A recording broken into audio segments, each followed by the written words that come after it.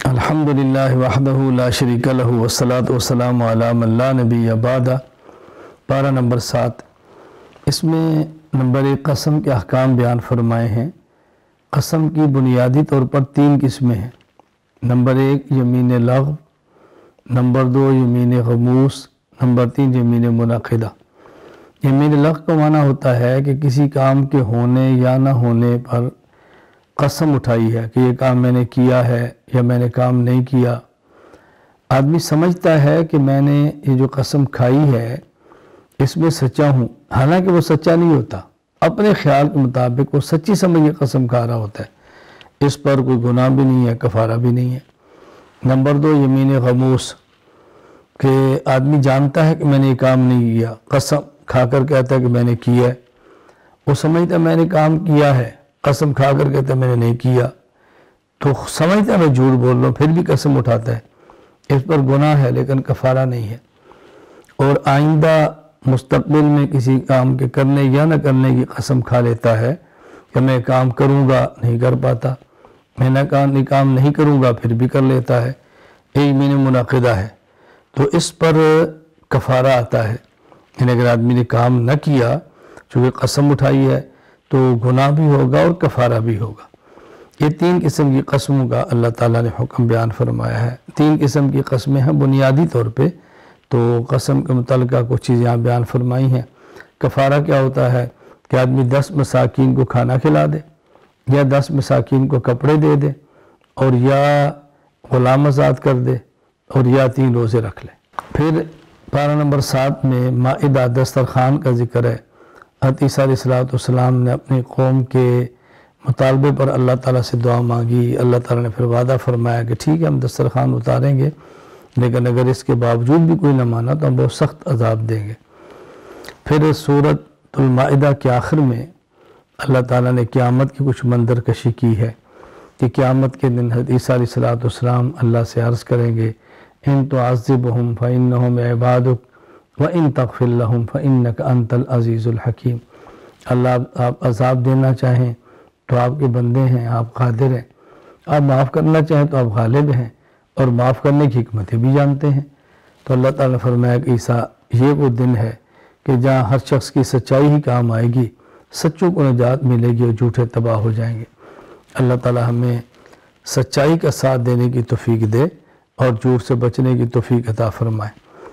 آگے سورہ انعام کہتے ہیں چوپائے مویشی جانور، چونکہ اس میں ذکر ہے انعام کا، مویشیوں کا، اس لیے پوری سورت کا نام ہی سورہ انعام رکھ دیا گیا ہے۔ اس سورت میں مشرکین کے غلط عقائد کی بڑی کھل کر تردید کی ہے، مشرکین کے غلط نظریات کی تردید کی ہے۔ پھر اس سورت میں توحید اور اللہ تعالیٰ کی قدرت پہ دلائل دیے ہیں، اور دلائل دے کے مشرکین کا رد کیا ہے، اور اللہ کی قدرت کے دلائل دے کے مشرکین پر حجت عام کی ہے۔ تو اللہ تعالیٰ نے توحید اور اپنی قدرت کے دلائل دیے، اور اس صورت میں بطور خاص اللہ تعالیٰ نے 18 انبیاء علیہ السلام کا ذکر فرمایا ہے۔ یکجا اس قدر انبیاء علیہ السلام کا ذکر اس صورت کے علاوہ کسی اور میں نہیں ہے۔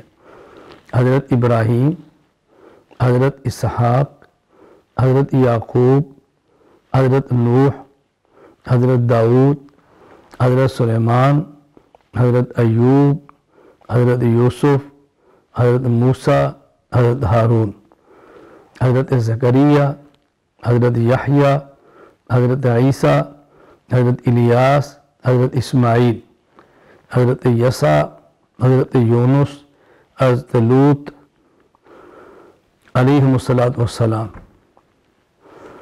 اللہ تعالیٰ نے ایک صورت میں 18 انبیاء علیہ السلام کا ذکر فرمایا ہے، اور حکم دیا گیا ہے کہ ان کے نقش قدم پر چلو، ان کی ہدایات پر عمل کرو۔ اس کا معنی یہ ہوتا ہے کہ انبیاء تمام کے درمیان قدر مشترک عقیدہ توحید ہے، عقیدہ رسالت ہے، عقیدہ قیامت ہے، اور تمام کے درمیان اللہ تعالیٰ کی عبادت، صداقت، دیانت، سچائی، ایفاء عہد، حقوق کی ادائیگی، یہ قدر مشترک ہے۔ تمام انبیاء علیہ السلام کے درمیان اگرچہ احکام کی تفصیل تبدیل ہوتی رہتی ہے، تو حکم ہے کہ ہم تمام انبیاء علیہ السلام کی اتباع کریں، یعنی جو قدر مشترک چیزیں ہیں سب انبیاء کے درمیان ہیں تو ان کو ماننا چاہیے۔ پھر اللہ تعالیٰ نے اپنی ذات اور اپنی صفات پر دلائل بیان فرمائے ہیں۔ اپنی ذات اور صفات کا دلائل سے تعارف کرایا ہے، چونکہ انسان اللہ کی ذات کو سمجھنا چاہے تو انسان کے بس میں نہیں ہے۔ ان کی نشانیوں سے سمجھتا ہے، صفات سے سمجھتا ہے، قدرت کے دلائل سے اللہ تعالیٰ کی معرفت حاصل ہوتی ہے۔ اور مومن اور کافر کے درمیان اللہ تعالیٰ نے ایک بنیادی فرق بیان فرمایا ہے کہ مومن میں ہر چیز میں اللہ کی نشانی کو دیکھتا ہے، ہر چیز میں اللہ کی قدرت کو دیکھتا ہے، اور کفار تمام اشیاء میں اللہ کی قدرت نہیں دیکھتے، اسباب کو دیکھتے ہیں۔ یعنی کافر کی نظر اسباب پر ہوتی ہے اور مومن کی نظر مسبب الاسباب پہ ہوتی ہے۔ ہمیں بھی اسے سبق ملتا ہے، ہم اسباب اختیار کریں مگر توکل اور بھروسہ اسباب پر نہ ہو، بلکہ مسبب الاسباب اللہ تعالیٰ کی ذات پر ہو۔ تو اسباب اختیار کرنا یہ سنت ہے، اور مسبب الاسباب پہ نظر رکھنا یہ ہمارا نظریہ اور عقیدہ ہے۔ اللہ تعالیٰ مسبب الاسباب پہ نظر رکھتے ہوئے اس کی عطا کردہ اسباب کو اختیار کرنے کی توفیق عطا فرمائے۔ وآخر دعوانا الحمدللہ رب العالمین۔